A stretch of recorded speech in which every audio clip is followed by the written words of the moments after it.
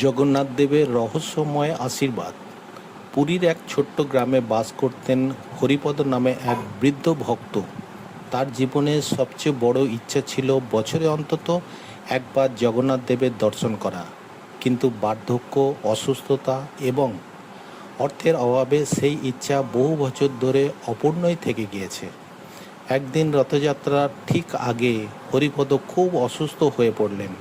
গ্রামের মানুষ বলল, এবার আর পুরী যাওয়া সম্ভব নয়। বৃদ্ধের চোখ জলে ভিজে উঠল। তিনি আকাশের দিকে তাকিয়ে বললেন, প্রভু, যদি আপনার ইচ্ছা হয় তবে আপনি নিজেই আমার কাছে আসবেন।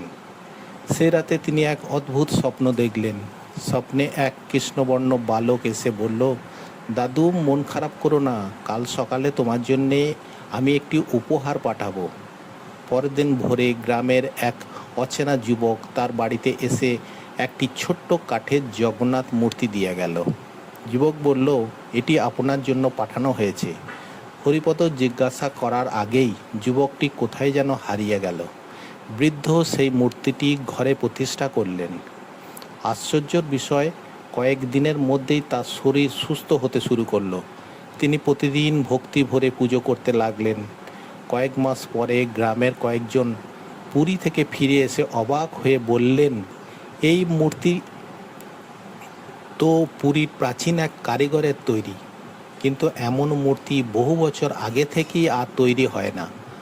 হরিপদ মৃদু হেসে বললেন, আমি জানি না কে দিয়েছে, তবে আমি জানি যখন ভক্ত সত্যি হৃদয় দিয়ে ডাক দেয় তখন জগন্নাথ দেব কোনো না কোনো রূপে তার কাছে পৌঁছে যান। সেদিন থেকে সেই ছোট্ট মূর্তির কথা চারিদিকে ছড়িয়ে পড়ল। দূর দূরান্ত থেকে মানুষ সেখানে এসে প্রার্থনা করতে লাগলো। অনেকেই বলতেন সেখানে গেলে মনে এক অদ্ভুত শান্তি অনুভব হয়।